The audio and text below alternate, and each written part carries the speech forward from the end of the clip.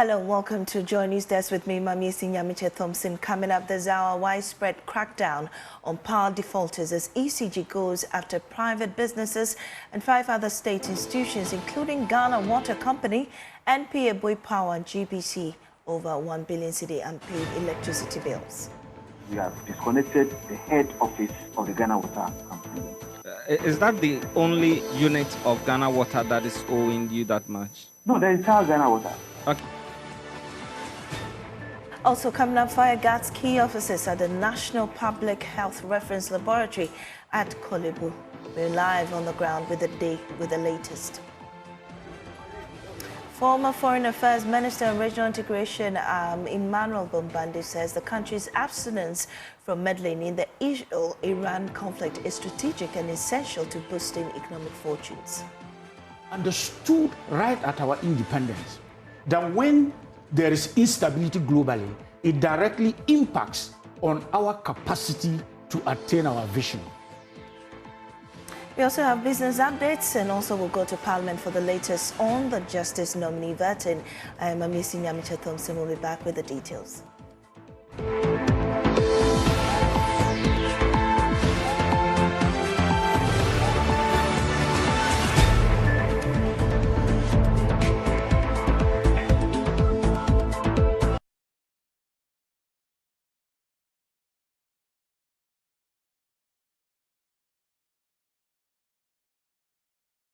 And in our first story, the head office of the Ghana Water Company Limited and 5 other state institutions are without power after the Electricity Company of Ghana disconnected the facility over unpaid bills amounting to over 1 billion cedis.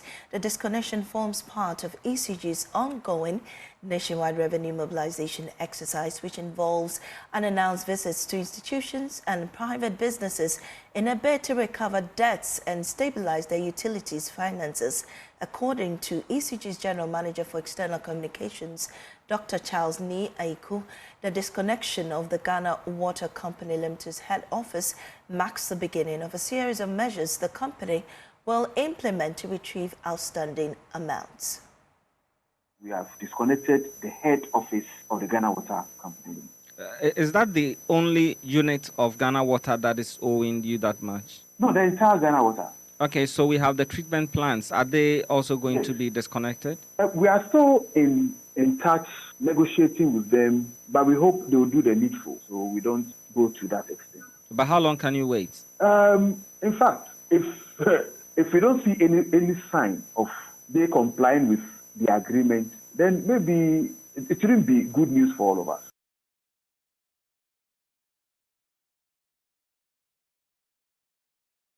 Well, joining us live on this is the External Communications Manager, Dr. Aiku, from the Electricity Company of Ghana. We're grateful for your time this morning on our desk. And first of all, who makes the list of those that are owing your company?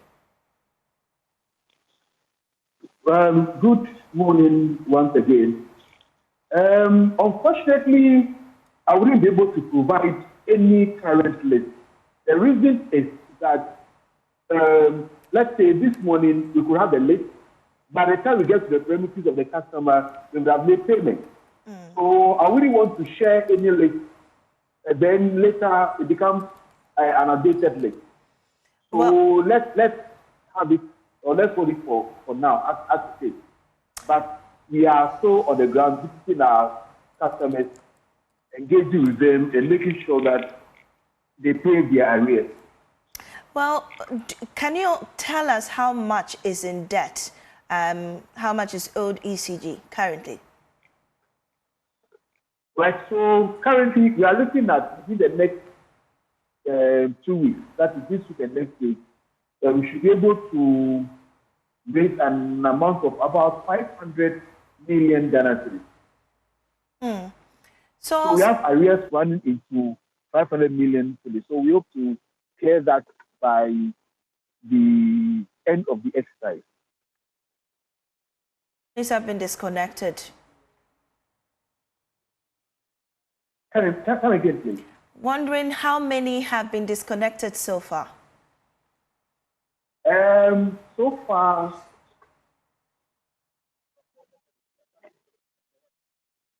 So far, let me get a current list for the grounds and then share with you. I wouldn't want to make any mistakes here. But we're also learning that you reconnected some companies. What was the agreement between those companies you've reconnected as of this morning, and who are these companies?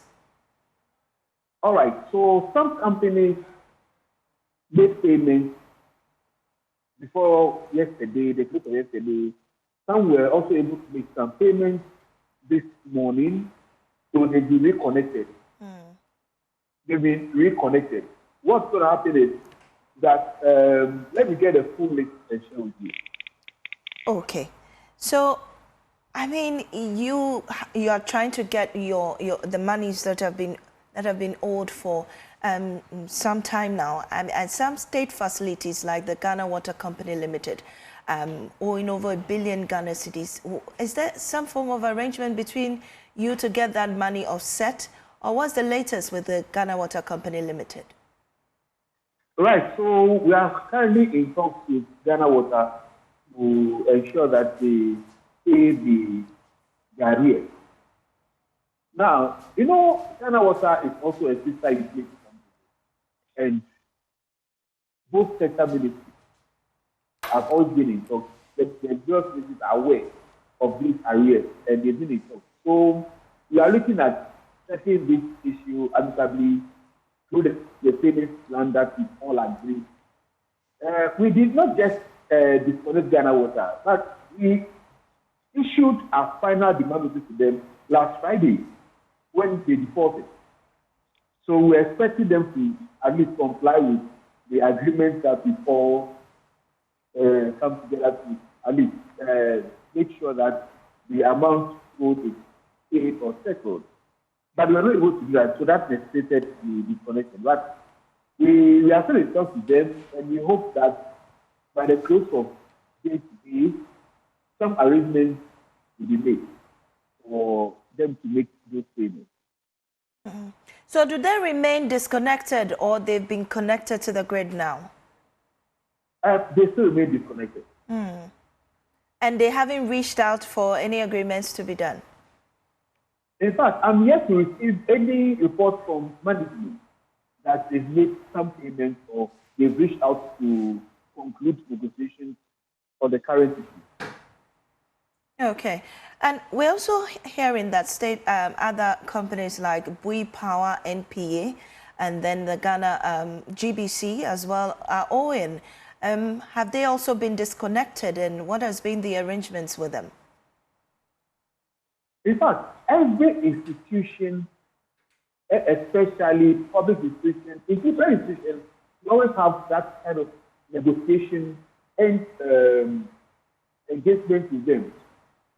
So we know what they're about. We understand the fact that we have an arrangement with them.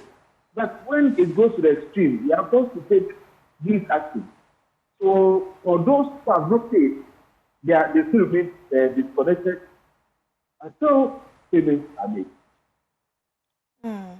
Well, this exercise that you've embarked on, how long is it going to take? And which other areas are you headed? Okay, so it started yesterday, Monday. So on Monday, 16th of June, and it's going to end on Friday, the 7th of June. Then we'll go back to the drawing board to assess the situation. And if there's the need to have an immediate plan or have a later exercise, revenue exercise, then we are going to do that. But as you are aware, it is not just to clear bills or to get our customers to pay their arrears, but it's also for us to visit our customers, check the integrity of their meters, engage with them. If they have issues, then we resolve them. So we are looking at the residential, the commercial, the industrial, the ministry departments and agencies. And we have very special teams on the ground who are monitoring the situation and will apprehend as well as prosecute customers who attempt to interfere with the exercise. So we are working with the security agencies on this. And so far, how has it been? Has it been successful? Have you been able to get close to the amounts that you're trying to achieve? Customers are excited about engagement with them. Some have been able to get their issues resolved at their premises. Yes, so it has been very successful, and we hope in subsequent days they are going to have a very successful revenue mobilization exercise. How long is this exercise going to take? Is it something that is long-term or just within the short period? For this particular one, it ends on Friday, 27th of June. But I also want to emphasize that within our district and our regional offices, we have teams that do this on regular basis. Okay? But this is a nationwide special exercise. Okay. All right. And so today, where are you headed to today? I know you're going round today as well. Where are you going? In fact, even for the National Task Force, we are about 11 teams in the National Task Force. The district and regions also have their task forces, or let's say teams also working on the ground. So yes, we are on the move. Maybe it is not safe for me to share a list of our movements. Right. But we are on the move, and we will continue to update you as and when necessary. Well, just before you leave us, what has happened to the disconnection at the Wager facility for the Ghana Water Company? What has become of that? Because, yeah, we heard that it was disconnected. So the Wager Water Works issue was an error. Okay. Yes. So they were immediately reconnected. That was an error. Because we didn't, it wasn't part of our plan to go to the extent of disconnecting the pumping station. So that was an error. Okay. But it has been reconnected reconnected last yesterday. Yes. Okay. Are you also discovering illegal connections in addition to collecting your debt as a company? Please come again. I'm asking if you're also hunting down illegal connections. Oh, yes. Yes, we are doing that. And so so as I indicated how's it earlier, been? as part of the visit to the premises of our customers, we check the integrity of the meters. We check whether there are illegal connections, there are faulty meters, there are issues, general issues, there are meter and power supply. And then we engage them. And then if there's a solution, we do that. But we make sure that as part of the revenue mobilization, we also check all of these things. Because if there's illegal connection, it means that it's going to affect our revenue mobilization. So once we clamp down on these people, we get them to pay. If we have to prosecute them, we do so. All right. Thank you so much, Dr. Charles Ni Aiku. He's the External Communications Affairs Manager at ECG, and he's been giving us the updates on the revenue mobilization tour of the various regions. Now moving on, parts of National Public Health Reference Laboratory at Korle-Bu have been gutted by fire, with the archive office, accounts and administrative offices among the affected areas. The blaze, which broke out in the early hours of today, sent thick smoke billowing through the facility, prompting an emergency response as officials assess the extent of damage and its potential impact on critical public health services. Collins Frimpong is our man on the ground and joins us live with the updates. Collins, what can you report? Here at the National Public Health and Reference Lab at the Korle-Bu Teaching Hospital this morning, the information that we picked from the ground suggested that the incident occurred around 10 p.m. yesterday, and fire service have been here trying to contain the fire. I have the chief fire officer here that I want to engage. Please, good morning. Good morning.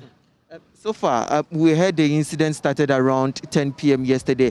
What was the initial assessment and what's the full breakdown? Yes, when you came here, you see, we finished quenching all the fire. And there are pockets of fire, so we are trying to cool it down. We got here by exactly 12:15, 12:30 thereabouts. We were able to put the fire under control. And I went to the Office of the Records and Public Public health and reference lab. And we were able to contain their library, but for the accounts office, their stores, admin, and lab, it's totally down. It was close to the diabetic center. That place too, we were able to salvage, and there was no problem there. So far, what are some of the specific items do we know have been destroyed so far? Laboratory items, books. For the accounts, I don't know, we couldn't retrieve any money, but then the accounts office was involved, and the lab too, so we realized the lab too, they have some materials that were also involved there. Do you know what really caused the fire? No, we have to investigate first. We can't make a hasty conclusion. But are we assuming? We can't assume. For fire service, you don't assume. You make sure you say the right thing. So we'd have to give us time to finish the investigations and then get back to you. So far, going forward, what are we going to do here? I mean, what is the next step of action? Yeah, the next step, we've asked that they should bring a tape so that we sell a tape around the place so that nobody goes around the area. It could collapse, so we advise that nobody goes around the area whilst our men try to work on it. I'm grateful to you. So this is what is currently happening here. This particular building is the National Public Health and Reference Lab at the Korle-Bu Teaching Hospital. And as you can see for ourselves, you can see that what we've been informed, what we've been told is that this particular building houses a number of stores for the laboratory and also some laboratory items. There is also an account office in there that, according to the Ghana National Fire Service, they couldn't salvage anything from that particular building. There is also a laboratory, a science or a science lab over there where we went there and we've seen that they are trying to get some of the items, including books, from the area. But right from here, from the stores and also some of the laboratories, you can't pick anything from here. I can see a lot of A4 sheets here.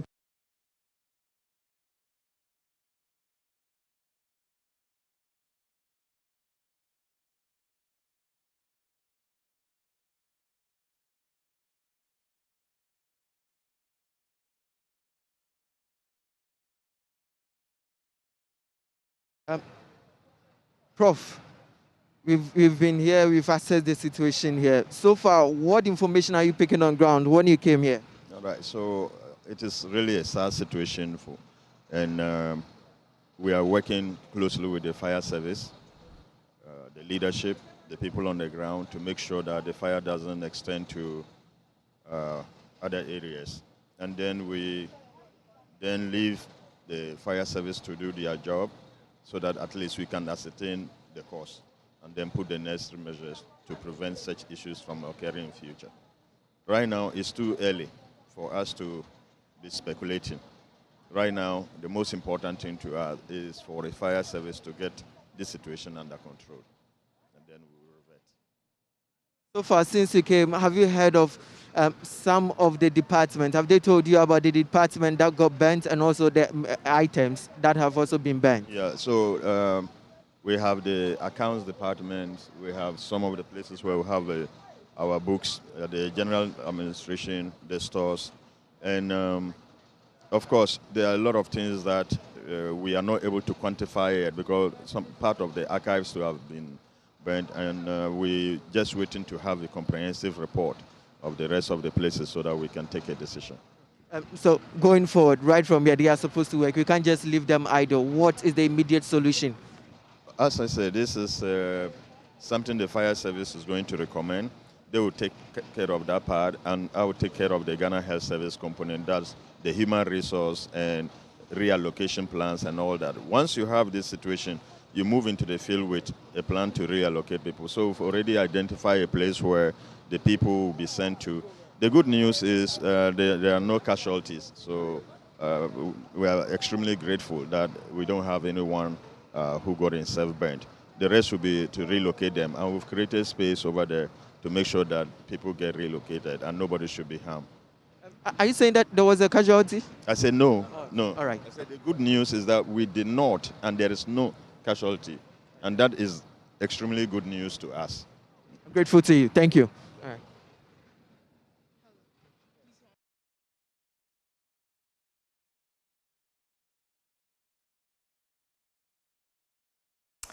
And that's Collins Frimpong there interacting with the Director General of the Ghana Health Service, Professor Samuel Kaba there. And moving on, renowned peace-building expert and former Deputy Foreign Affairs Minister Emmanuel Bombande says Ghana's consistent stance of neutrality and mediation in global crises, such as the escalating conflict in Iran and Israel, or Israel between Israel and Iran, is great.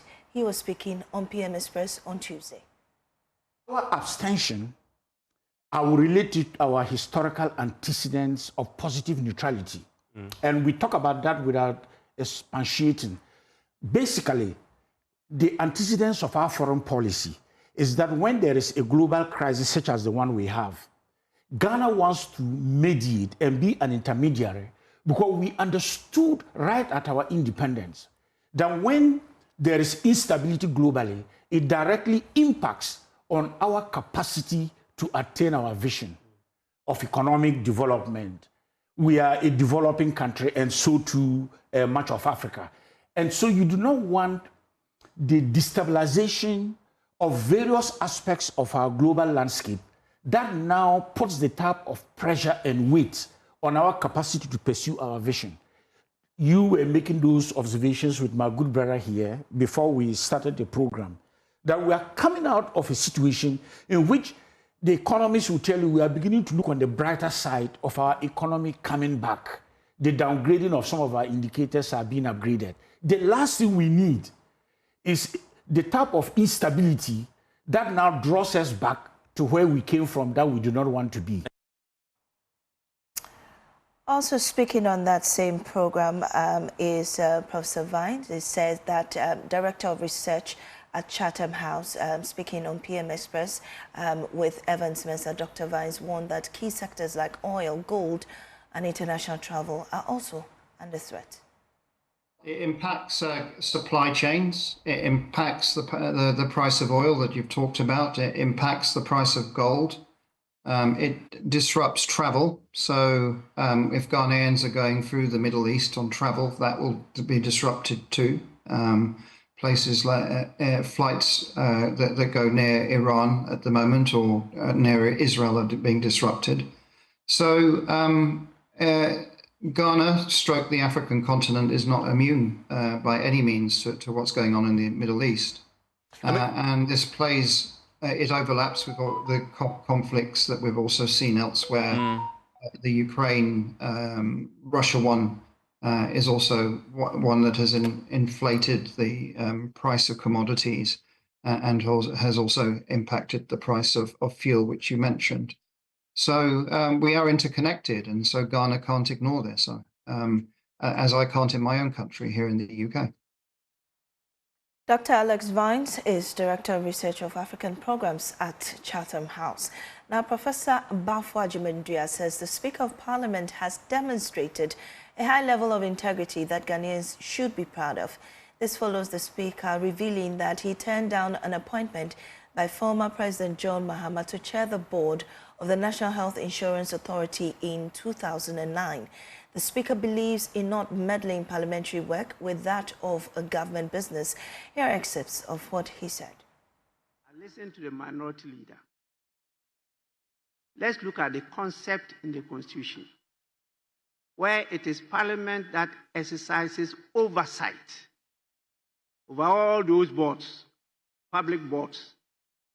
And the same members of Parliament go to sit there and then report back to the House, come and participate, and then oversee what they have done over there. The principle of the law is clear. What is not specifically prohibited by the law is permitted by the law. But when it's specifically prohibited by the law, it's caught within that prohibition. And so I, for example, as majority leader in 2009, when I was offered the position to be Minister for Parliamentary Affairs, I rejected it because I could not subsume the authority of a majority leader the leader of the House, as a minister, to be under the dictates and directive of the executive. So I have always argued against the majority leader of the House, being a minister of state. People disagreed with me, and they continued. Today, I was offered to be chair of the National Health Insurance Authority, as you all know. Speaker's chair it. I rejected it because I think it's not proper to go and chair the board, submit reports under the supervision of a minister. The speaker is now under a minister, and the report will come to the House, and the House will now be presided over by the minister, the speaker. And I said no. I rejected it. But that's what used to happen. Some of you don't know. That is not proper. You cannot go and chair the boards, the corporations, work over there, submit reports through the minister. The minister submits the report to Parliament. Then you come and preside over those reports and approve or disapprove. Please, issues of conflict of interest, prejudice arise. I have no problem with any member testing the matter in court. That is what the courts are there for. But I'm very clear in my mind that the step I've taken is one of the correct and best steps. Acting to this on the Super Morning Show on Joy FM, Professor Bafo Ajimandua praised the Speaker's decision as an act of principle and of national interest. When I heard the Speaker the first time on this matter, and this on a very light note, when I was a kid, around 3 years, 4 years, whenever I did something that impressed my mother, he said, come, let me carry on my back to show his deep appreciation for whatever I have done. And when I heard the Speaker articulate this view, I felt the same way, that if it were possible, carrying him on my back. I think this is the most sustained statement to be made on the issue of conflict of interest that has really eaten deep in our governance structure. Look, interesting, just 3 days ago, watching the proceedings of the vetting of the judges. For one of them, I think the deputy chair of that committee, appointments committee, apparently is also the chairman of the board of the GRA, Ghana Revenue Authority. So when an issue was raised about filing tax, this individual came into explain. It was only later I understood that, in fact, he is the chairman of the board, presiding over this committee, and on the issue of filing tax, as chairman of the board, being there to defend it. That's another illustration.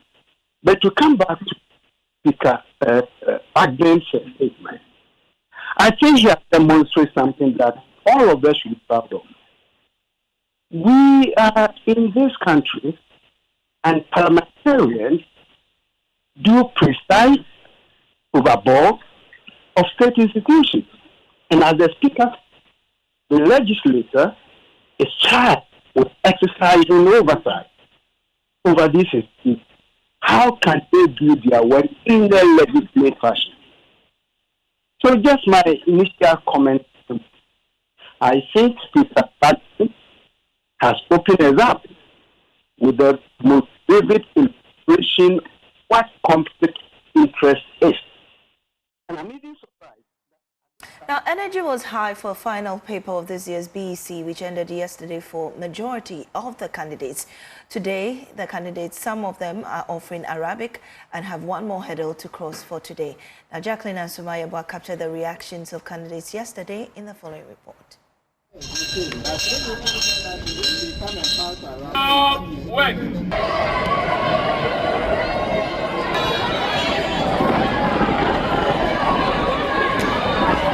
bell just went off some few minutes ago. This means that the final paper for the 2025 BEC is over. We're here to gauge the mood of the students right here. They just finished with their closing assembly. So I want to find out how excited they are, how their paper was and all that. How was the paper for you? Oh, the paper is okay. What paper did you write? I wrote creative arts and French. In French. Yes. How was it for you? Oh, it's not that hard, but it's hard. It's not that hard, but it's hard. Oh, why? What was hard, the French or the creative arts? Yeah, the French. How was the paper for you? It was good. How was the French? It was quite good, but Alhamdulillah. Alhamdulillah. Comment ça va? Ça va très bien. What grade are you hopeful of coming out with? 7-1. How was the French for you too? The French was good. Okay, what school do you want to go to? Big Boss. Big Boss. That's the school you want to go to. And I'm here with students from Kanda Estate Basic School. And how is the feeling like knowing that you've completed your junior high school studies? How is it like? Please, it is normal. It is normal. Hey, there's no super excitement. We are Excited. Yeah. Excited. You are Excited. yeah. What school do you want to go to? Fatima Girls. And you? What school? Ghana Senior High. Okay, and what about you?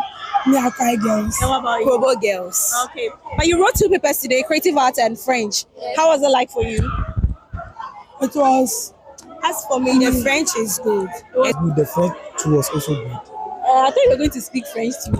Mon soeur et ma mère et mon père du France. What does that mean? How are you? What grade are you expecting?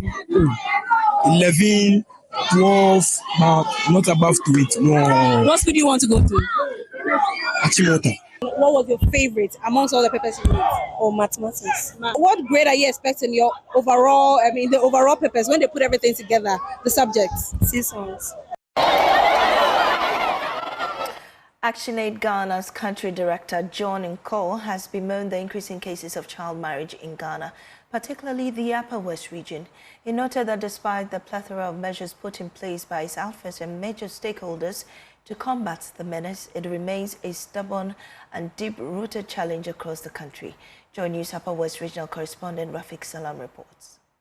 The regional stakeholder dialogue on child marriage organized by ActionAid Ghana was held on the theme addressing the root causes of child marriage, the role of stakeholders. ActionAid Ghana country director John Nkol recalled measures taken in the last forum, which included sharing of stories of survivors' experiences, mentoring incentives led by survivors to stem the menace of child marriage. In addition, assembly members, traditional and faith-based authorities were also implored to press their commitment for the review and reinforcement of bylaws in their districts and communities to demand for the prosecution of the perpetrators. John Nkol noted that despite the interventions, child marriage remains a stubborn and deep-rooted challenge across the country, narrowing it to the Upper West region. In the Upper West region, for example, the prevalence remains among the highest in this country. There is no gainsaying that the practice robs girls or robs our girls of their education, health, their voices, and compromises their futures. But more important than that, it robs our communities and our nation of the immense potential that lies within every girl child.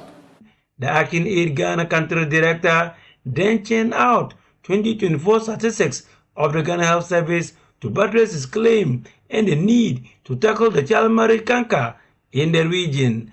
Alarmingly, ladies and gentlemen, over 14,000 girls aged between 10 and 19 became teenage mothers between January and July in the Upper West region. This underscores the urgent national call to therefore prioritize adolescent sexual and reproductive health, as well as combating child marriage in our country and especially in this region. Post Regional Girl Child Education Coordinator for the Ghana Education Service, Madam Janet Pang, disclosed that teenage pregnancies at the basic education level in the region has reduced but has now worsened at the senior high schools. She used the opportunity to speak about the re-entry policy of the GES, which she said has widely been misconstrued. So right now, we are going back to some of the senior high schools, re-engaging the students and the masters. Because you can see that most of the masters are saying that that policy is allowing a lot of the girls to get pregnant. We want them, we're engaging them. We want them to understand that the policy is not allowing these girls to get pregnant. But we are only saying that if you make a mistake and you get pregnant, which we know is a mistake, because you are not married in the first place. So 6 weeks after delivery, you are supposed to go back to school. Apostle John, Director of the Department of Gender, Children and Social Protection, Madam Charity Baturi, noted that one of the challenges faced in their bid to clamp down the issue of child marriage is the apparent inconsistency between the legal age for marriage and the age of sexual consent. Then the disparity in legal age for marriage and sex, it has been a great challenge for us within our community engagement. Anytime we go there, but you people say the children can have sex. Once they are having sex, you should know that they will get pregnant and will marry them off. So it's been a big challenge for us, not just at the regional level, even at the national level, we are still debating it.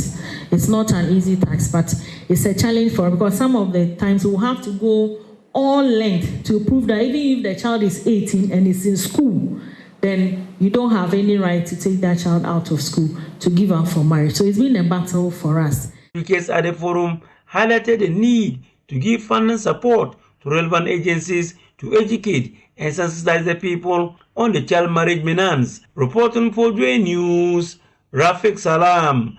Wow. Our inmates have continued to rely on 1 cedi 80 pesos per day for their meals for the past decade. A promise by the Minister for Interior, Mohammed Muntaka Mubarak, to increase the allowance is yet to be implemented. Martina Bugri has more. The Tamale prisons, built in 1914 to accommodate 78 inmates, is currently overcrowded with over 250 inmates. The facility is not just crowded, but is also burdened with several challenges. In an interview with Joy News, the Public Relations Officer of the Prison Service, Lieutenant David Kwame Afeyewu, noted that the static feeding ground has resulted in poor food for the inmates. Yes, the feeding rate for the past decade, it has been 1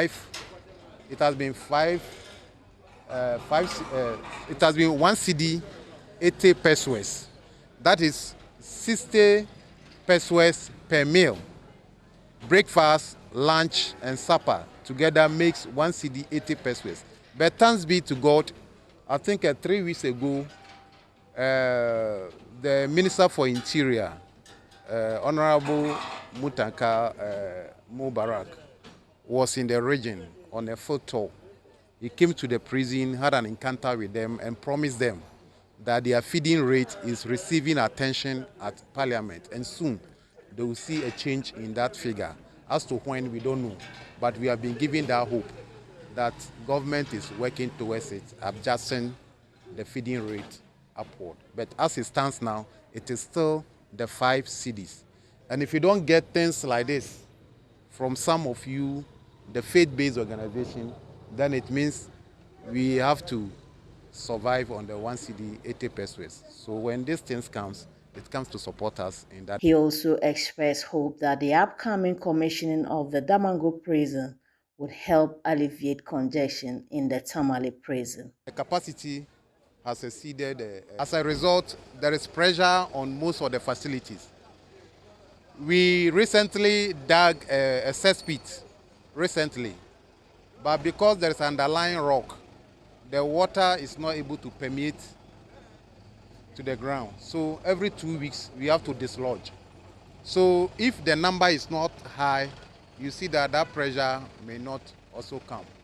And then they are supposed to be in a cell, about 4 prisoners per cell. But now some are sleeping 8. So that should tell you there is still that pressure.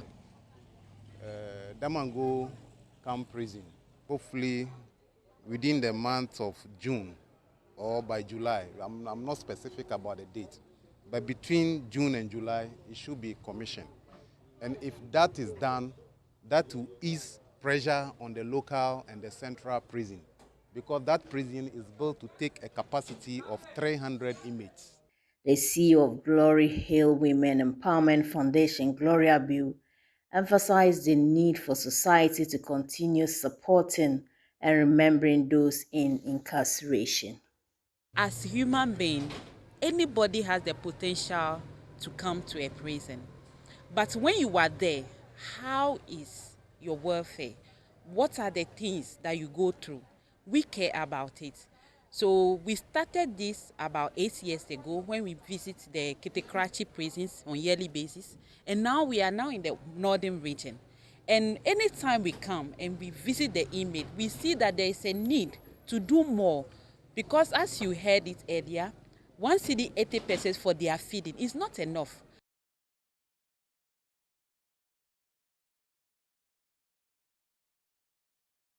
This is Joy News Desk with me, Mamisi Nyamite Thompson. We'll be right back after this break.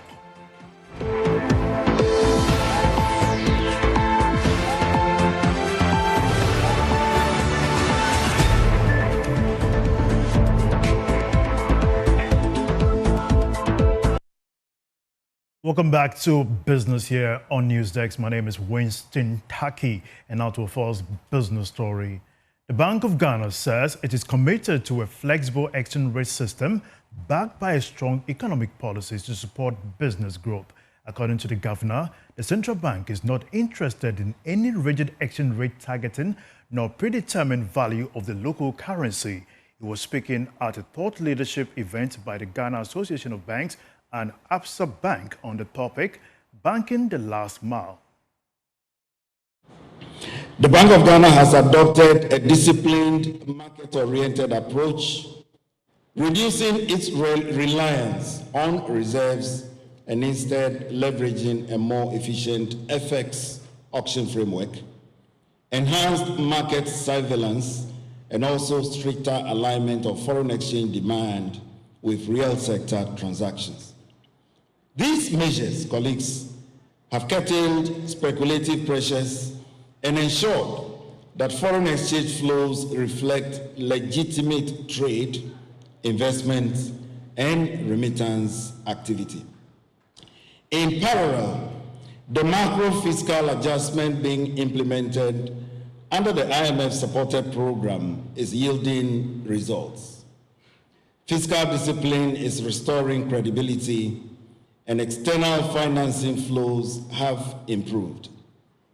Combined with sustained disinflation, positive real interest rates, and resilient export and remittance inflows, these developments have anchored expectations and restored confidence in the currency's value.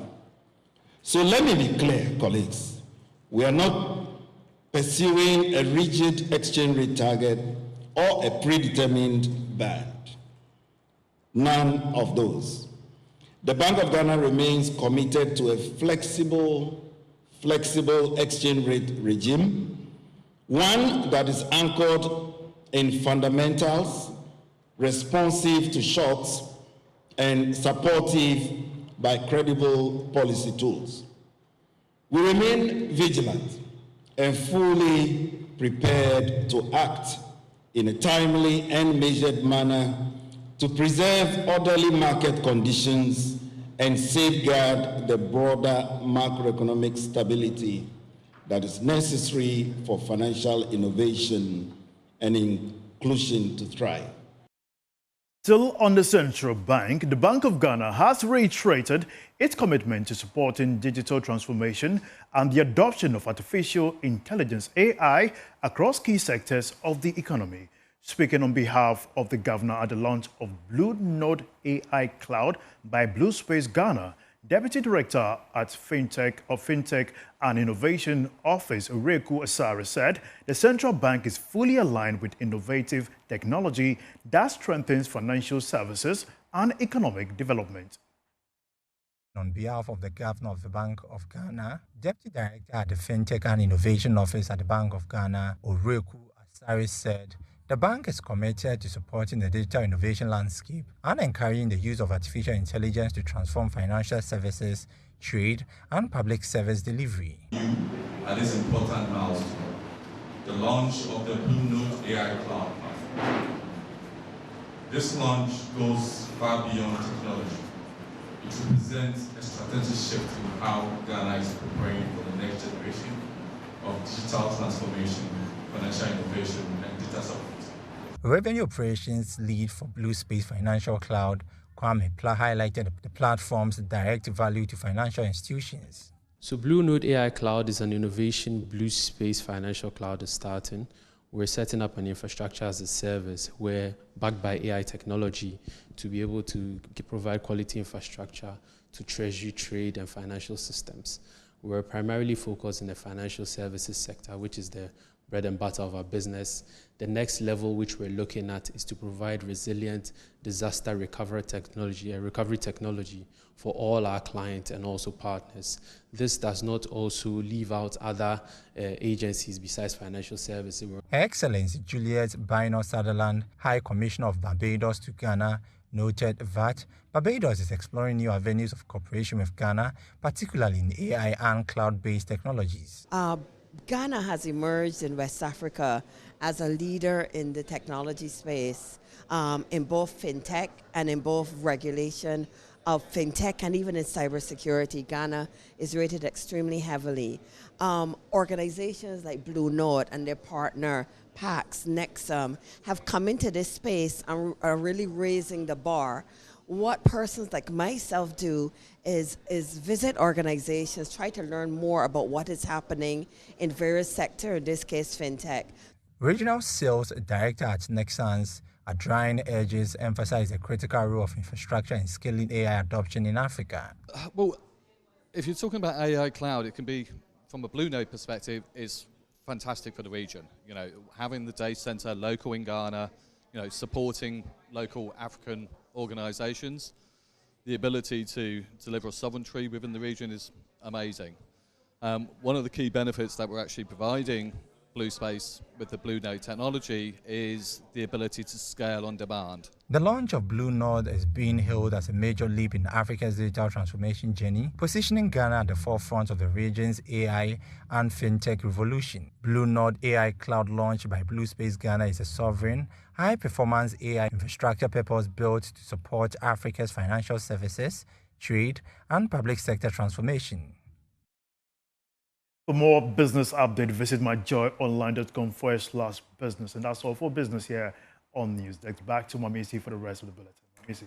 Thank you, Winston. Now, child advocacy organization Compassion International Ghana, in partnership with environmental activists, is raising alarm over the disturbing trend of children being exploited as cheap labor in illegal mining operations. The appeal was made at the 6th edition of the Thriving Child Seminar Series, held in Accra to mark the organization's 20th anniversary and the Day of the African Child. Elsie Esiedua Kisiedu and Anne Dase were at the event and filed this report. Illegal mining, commonly known as galamsey, continues to pose devastating consequences for the country's children and youth, threatening their health, safety, and access to education.